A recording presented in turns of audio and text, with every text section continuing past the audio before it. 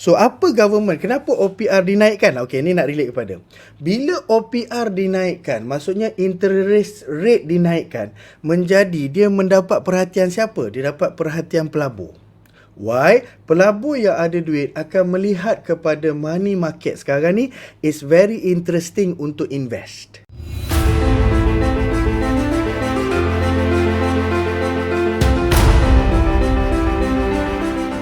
Okey, baru ni tuan-tuan dan puan, Bank Negara Malaysia telah mengumumkan kenaikan OPR.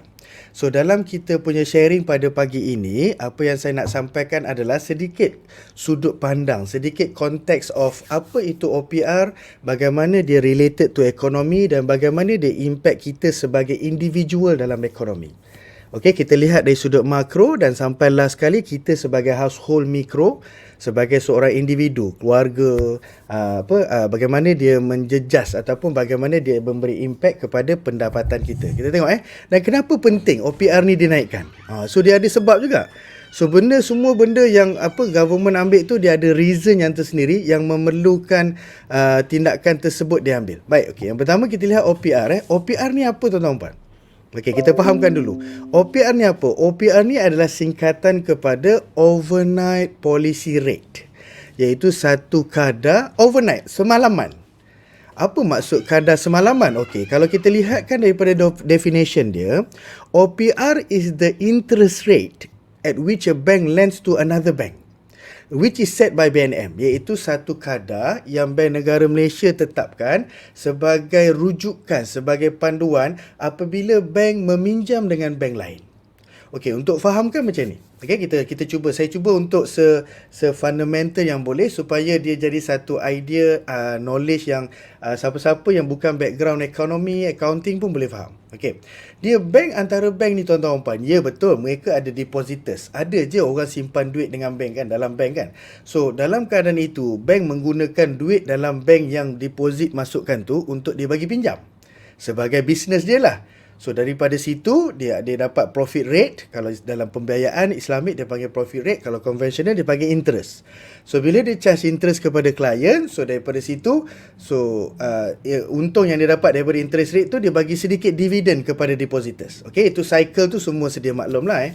So namun ada kalanya dalam keadaan bank tak cukup cash. Dia bukan bank tak ada duit bank tak cukup cash. So dia terpaksa meminjam dengan bank lain. Bila dia meminjam, dia tak adalah pinjam macam kita 3 tahun, 5 tahun. Kalau loan kereta tu 9 tahun. Kalau loan rumah tu 30 tahun. Macam kita kan, individual yang meminjam dengan bank.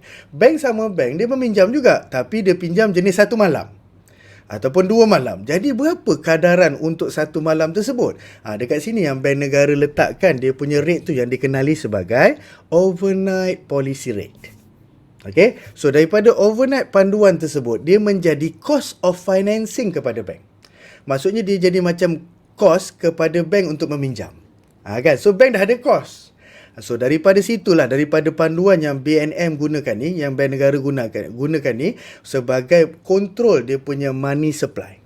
Okay, so bank sekarang ni contoh bank hijau dia nak bagi pinjam kepada bank kuning. Contoh, bank hijau nak bagi pinjam kepada bank kuning, tapi bank kuning tanya berapa rate-nya. So dekat sinilah BNM, Bank Negara Malaysia meletakkan apa yang dinamakan sebagai Overnight Policy Rate. Okay, 1 malam je nak pinjam. Wahai bank kuning, aku nak pinjam 1 malam je. Boleh lah, tolonglah, besok aku bayar balik. Okay, so 1 malam ni berapa kadar interest yang boleh di-charge? Sebab itu dia boleh refer kepada Overnight Policy Rate tersebut. So bila bank ni meminjam dengan bank yang lain, so dia dah ada cost of financing. So pada bank dah ada cost kerana dia bayar interest 1 malam tersebut. Jadi bank tadi yang dah dapat duit dan dia bagi pinjam dekat orang, so dengan cost of financing yang bank tadi dah kena, dia tambah sikit sebagai dia punya profit. Sebab itu sebagai OPR ni sebagai base cost of financing, kemudian bank masing-masing tambahlah sikit dia punya profit rate bank masing-masing. Itu yang dikenali sebagai OPR. So kenapa ia penting? Mari kita tengok. Baik. Di dalam ekonomi tuan-tuan tadi boleh semua faham OPR? Alamak seronok pula mengajar ni, tak tengok kalau semua faham ke tak. Nampak saya stop sekejap.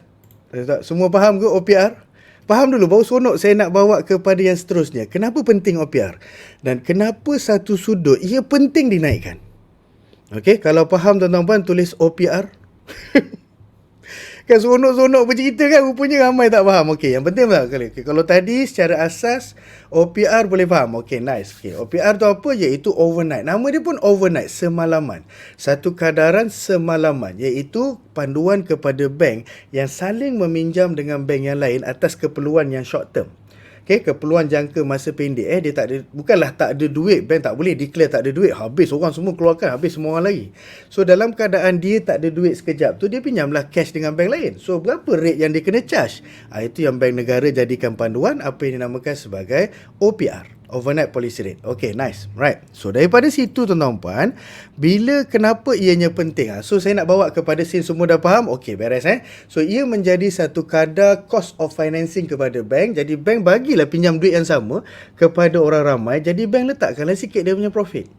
Okay, beres. Kenapa ia penting tuan-tuan puan? Tengok government kita, polisi kerajaan dalam dia nak kontrol ekonomi. Yelah, siapa kerajaan yang kita lantik bila pilihan raya kan, kita lantik kerajaan tersebut, maka dia kena jaga salah satu komponen besar dalam kehidupan manusia, iaitu ekonomi. So apa taktikal, apa strategi government ada untuk kontrol ekonomi? Iaitu dia ada dua cara, dia ada dua aspek strategi, apa yang dinamakan sebagai monetary policy dan juga fiscal policy. Okey, dasar kewangan dan juga dasar fiskal. Maksudnya keadaan kerajaan kalau dia nak buat apa-apa perubahan kepada ekonomi, dia ada dua pemboleh ubah. Sama ada dia nak ubah, dia nak adjust pada kewangan ataupun dia nak adjust kepada dasar fiskal. Pada ketika itu, whatever happens lah to the global economy ke Asian economy, so kerajaan kena respon. So dalam keadaan ketika itu dia nak respon macam mana?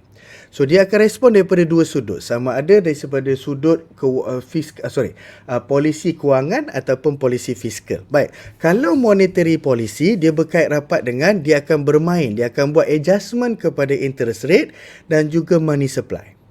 Kalau fiscal policy dia berkait rapat dengan cukai dan juga government spending. Macam mana government spending? Okey, kita tolak tepi fiskal, kita fokus monetary hari ni because dia berkait rapat dengan OPR. Kenapa kerajaan naikkan OPR? OPR ni nama lain dia interest rate lah. Pasal apa? There is something yang berlaku dalam ekonomi yang perlu diubat, yang perlu diubati sekarang. Sebab tu dia buat adjustment. Sekarang ni tengah bahaya ni. Supply duit tengah banyak, barang tengah sedikit. Tuan-tuan pun tengok timing tengok timingnya kan. Kenapa OPR dinaikkan dikala supply duit tengah banyak, barang tengah sikit. Kena pula nak jadi cerita dikala supply duit, orang ramai tengah banyak duit ni.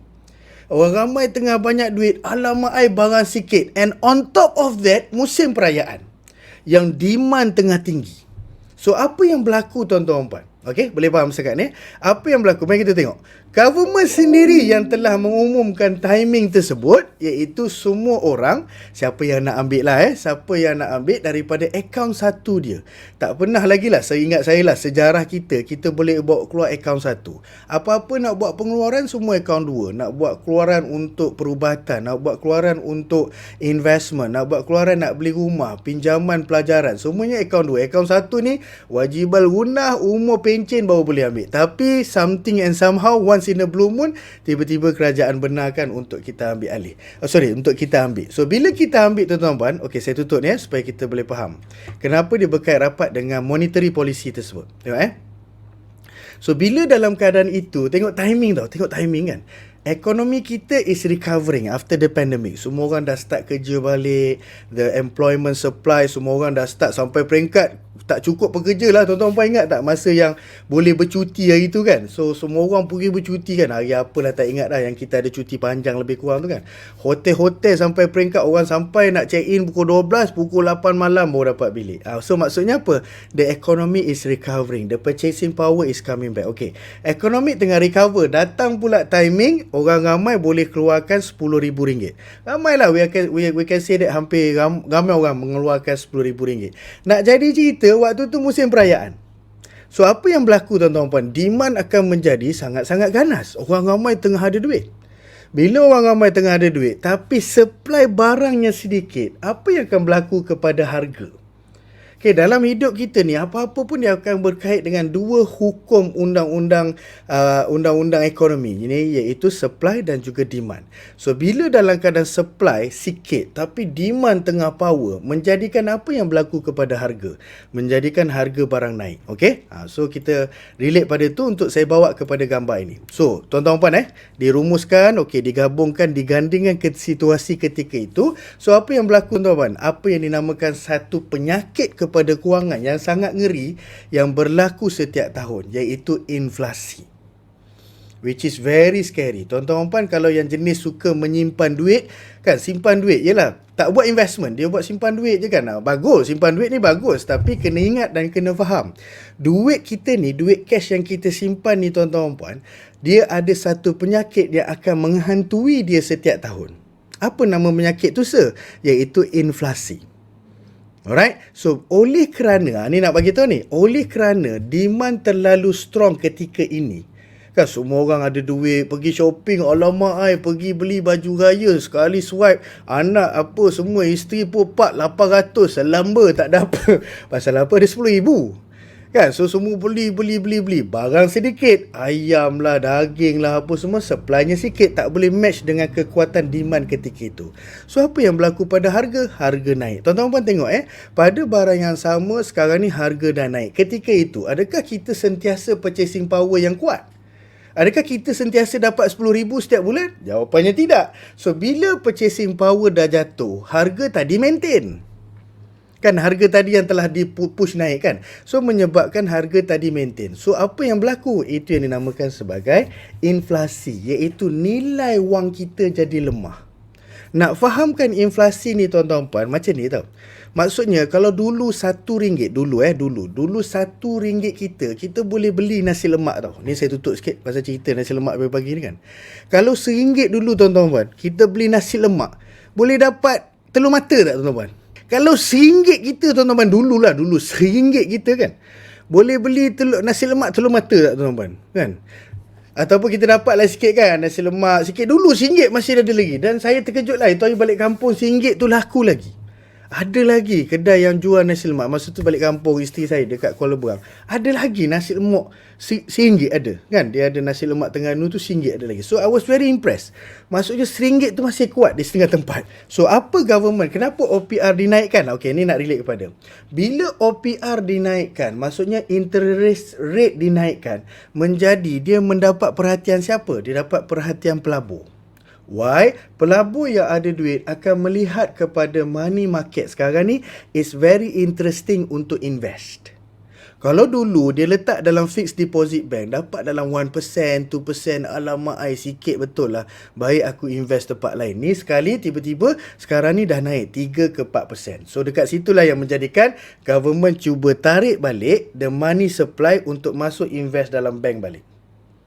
Okay, faham kan Government tarik balik, maksudnya jangan ganas betul semua orang membeli ni, alamak barang tak cukup. So government cuba untuk reduce the money supply dalam pasaran supaya ramai orang invest balik dalam bank. So bila orang invest dalam bank, orang ada duit lagi tak? Duit dah tak ada. So menjadikan purchasing power tu jadi stabil. Tak adalah semua orang mengganas membeli dalam keadaan barang yang sedikit. So that's why yang menjadikan lonjakan harga barang.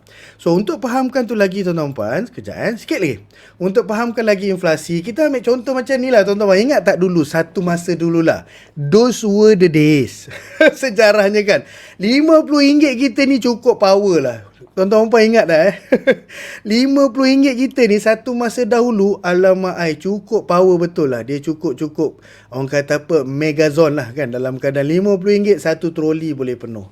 Sekarang ni RM50, alamak sekali duduk makan tengah hari, sekali duduk makan malam keluarga tu, RM50 pun tak cukup. So kat sinilah yang dinamakan sebagai kebimbangan inflasi tersebut. So daripada inflasi tu, kalau tak dikawal dengan OPR, dengan monetary policy, fiscal policy dan sebagainya, kita takut, kita bimbang tuan-tuan puan, penyakit kewangan ini akan terus menghantui duit kita. Duit kita maksudnya apa? Satu peringkat kita ada duit yang banyak tapi nilainya kecil.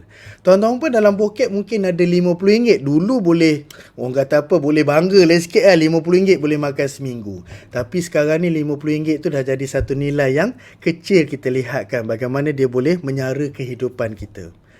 Tu yang bimbangnya lah. Satu peringkat tuan-tuan, takutlah kalau tak kawal benda ni, inflasi ni kan. Kalau tak dikawal dengan baik, silat-silat RM50 tu untuk belanja sekolah anak je. Anak kita nak pergi sekolah pagi-pagi, bak duit sikit nak makan kat kantin ke. Okey, nak pakai berapa? Biasa pakai berapa? Boleh layar, bagilah RM50. Kau nak belanja satu kelas ke? Tak ada layar, kuih aja. Satu RM10, air RM5. Macam tu cara dia sebut tu kan. Takut bimbang sampai peringkat begitu. Sebab itu tuan-tuan puan, semua instrumen ni semua ada tujuan dan juga kebaikannya pada ketika itu. Sebab itu somehow we understand that kenapa OPR dinaikkan. Because why? Keadaan semasa. Boleh faham tuan-tuan, keadaan semasa. Kena pula ekonomi tengah recover. Kan kita dah tak PKP, semua orang dah boleh bekerja balik, semua kata apa, business dah mula flourishing balik. Lepas tu tambah pula dengan ramai orang dapat RM10,000. Alamak, RM10,000 ni banyak tuan-tuan puan ramai orang dapat. Tambah pula musim perayaan, Hari Raya. Alamak, memang demand masa tu tengah mengganas betul. Tambah lagi pula tuan-tuan puan, pengumuman raya yang terkejut.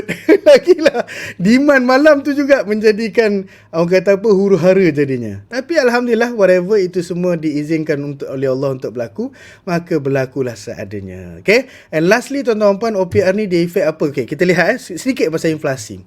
Kalau kita perasan tuan-tuan puan, kalau rujuk pada graf ni, ini adalah movement inflasi. Berapa inflasi setahun kita? Kalau dilihatkan di antara, kalau kita averagekan graf ni, kita ambil dia punya median graf ni dalam lebih kurang 2 ke 3%. Tapi saya nak tarik perhatian tuan-tuan puan, apa berlaku pada 1998 dan 2008, iaitu di kala dua financial crisis yang besar kita terpaksa lalu, iaitu global financial crisis dan juga the Asian financial crisis. Pada ketika itu, OPR, interest rate dinaikkan kepada satu rate yang tinggi, menjadikan inflasinya sangat tinggi. So menjadikan apa pada ketika itu? Government cuba untuk control value money kita. Okay, so kalau itu ketika itulah, tapi kita whatever, itu history lah. Tapi nak bagi tahu yang apa-apa tuan-tuan puan, at the end of the day, sebelum saya end saya punya session ni, nak fahamkan ialah setiap tahun kita punya nilai ni akan menyusut sebanyak 2%. Kalau tengok pada yang terkini lah, kalau tengok pada yang 2022 ni kan, setiap tahun dijangkakan menyusut di antara 2 ke 3%. Kita ambil average yang tinggi lah, 2 ke 3%. Kalau dulu kita ada RM100 tahun 2021, nilai dia RM100. Tahun ni 2022, betul RM100 kepingan yang sama, tapi nilainya bukan 100, nilainya dah jadi RM97. Begitulah dinamakan sebagai penyakit kewangan. Memang tak boleh elak tuan-tuan. Memang something yang setiap tahun akan menghantui duit kita. So nak tak nak tuan-tuan puan, nak tak nak ni last resort nak tak nak kita kena faham pagi ni, duit kita ni tuan-tuan puan, nak tak nak dia perlu dilaburkan supaya dia boleh melahirkan dia boleh melahirkan lagi duit yang lebih 2% ataupun at least minimum lebih 3% supaya dia maintain at par. Okay, boleh faham? Contohnya lah, kita ambil senang contoh lah pagi-pagi ni kan, saya tak mau cerita yang heavy weight lah. Cerita pasal saham, cerita pasal emas, cerita pasal tanah, apa semua tu kan. Ini semua unit trust, ni semua heavyweight, dia kena buat sesi lain. Tapi nak cerita contohnya macam ASB, something yang very straightforward, yang lagi-lagi orang Melayu senang faham. So dia letak RM100,000, contoh RM10,000. Okey lah, senang cerita, RM1,000 lah, RM1,000 senang cerita. Dia letak RM1,000 dalam ASB yang dapat menjana dividen 5%. So 1,000 letak 5% dalam ASB, dapat dalam RM50. Contoh betul 1,000 RM50 kan. Kalau 50% dia dapat 500. Okey, RM50. So adakah sebenarnya dia tengah enjoy kenaikan RM50? Jawapannya tidak. Pasal apa? Dia kena ingat duit dia tadi yang telah naik RM50, RM30 telah disedot oleh inflasi. Nilai wang tersebut, dia rasa macam ada banyak, tapi nilainya sebenarnya telah disusutkan oleh inflasi. So at least tuan-tuan puan, dalam junction ini, sebelum saya stop ni, tuan-tuan puan dah mula faham yang kenapa kita kena ada sedikit usaha, kena ada sedikit kesungguhan untuk belajar investment. Because why? Kalau kita hanya fokus menyimpan duit, bagus tuan-tuan puan, simpan duit ni bagus, tujuannya untuk waktu kecemasan. Tapi kalau tujuan simpannya sekadar simpan, dekat situ kita kena faham, dia tak ada duduk diam-diam sorang-sorang duit tu, tak. Dia dalam kita tak sedar, dia telah dihantui, dia telah diserang, yang setiap tahun akan menyerang dia apa yang dinamakan sebagai inflasi. And lastly tuan-tuan puan, iaitu apakah loan-loan yang akan mempengaruhi, akan dia pengaruhi dengan kenaikan OPR tersebut. Iaitu basically tuan-tuan puan kena faham, loan ni dia ada dua jenis. Loan dia ada dua jenis. Satu apa yang dinamakan sebagai fixed ataupun term loan. Yang kedua digunakan sebagai flexible rate. Okey, loan-loan yang bersifat tetap, pinjaman-pinjaman, pembiayaan yang bersifat tetap, dia tidak akan dipengaruhi oleh OPR. Contohnya apa sir? Contohnya macam loan kereta kita. OPR naik ke turun ke, perjanjian kita dengan bank dah fix dah. 9 tahun berapa nak kena bayar, bayarlah bulan-bulan sampai selesai. Untung bank pun jelas, prinsipal yang patut kita bayar pun jelas. Itu dalam cerita term loan. Alright, kalau flexi loan ni contohnya apa? Iaitu dia bergantung. Loan tersebut, pinjaman tersebut, pembiayaan tersebut, dia bergantung kepada perubahan rate, interest rate ketika itu.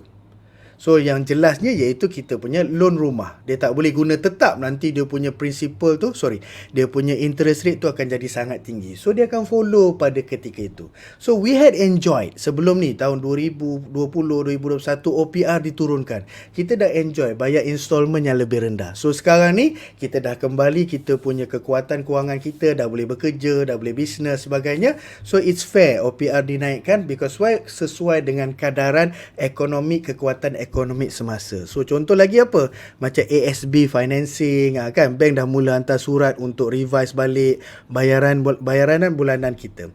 Impact dia apa tuan-tuan? Kalau kita tak follow bayaran bulanan tersebut, dia akan impact kepada prinsipal kita yang sepatutnya habis 30 tahun. So kalau kita maintain bayar 1,000 je kan, bank dah advise, OPR dah naik, sila bayar 1,200. Okey, kita tak bayar 1,200. Aku tak kira, aku nak bayar 1,000 juga. Boleh, tak ada masalah. Tapi apa akan berlaku ialah bank hanya akan fokus untuk profit bank saja. Bank tak reduce prinsipal kita. Yang patut akhirnya selesai pada 30 tahun menjadikan ada tambahan tahun. Dekat situ antara isu yang biasa kita bincangkan lah dalam berlakunya apabila berlaku perubahan OPR. Okey, so alhamdulillah selesailah sedikit sharing kita. Belajar sesuatu ke tuan-tuan? So apa rumusan kita belajar tuan-tuan? So yang kita dah faham tadi OPR. What is OPR? Overnight policy rate tu, yang mana bank ke bank meminjam, so dia ada base rate, cost of financing dia. Yang kedua, dia akan tambah sikit untuk interest dia. Kenapa perlu dinaikkan? Because money supply tengah banyak.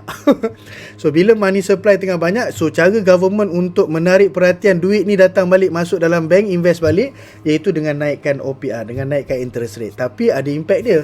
Impact dia akan impact kepada kita punya pinjaman. Bila rate tinggi, orang suka melabur ke orang suka meminjam?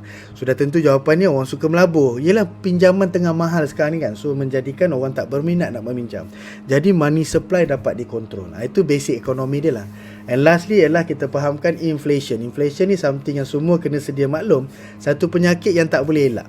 Macam itulah, dia macam batuk sesemua kan. Macam mana sihat kita pun kita mesti kena. Macam itulah kan. So dalam keadaan itu sama juga duit kita. So make sure tuan-tuan adalah sedikit ilmu pelaburan supaya duit tu dapat dilahirkan. Kelahiran dia tu mesti lebih daripada inflasi. Kalau tuan-tuan letak dekat ASB, boleh jana 5 ke 6%. Okey. Itu okey lah. Basic senang yang orang Melayu senang faham. Kan 5 ke 6%. Inflasi 3%. Kita ambil yang tinggi lah 3%. So at least duit kita ada nilai yang kuat lagi 3%. Bukannya dia naik 6%. Duit kita bukan naik nilai 6%. Tapi dalam keadaan dia telah ditelan inflasi 3%, ada lebih 3%. Apatah lagi kalau tuan-tuan rajin cari ilmu tentang unit trust, tentang apa lagi saham, apa lagi cerita pasal tanah, macam-macam lah investment lagi. Tapi the best investment is always in business lah, dalam diri kita lah. Diri kita ni tuan-tuan, bila buat bisnes, dia boleh jana sampai 2000%. Macam tu lah. Cumanya bukan semua sesuai dalam komitmen untuk buat bisnes lah kan. Alright, okay. So dengan itu tuan-tuan, terima kasih banyak.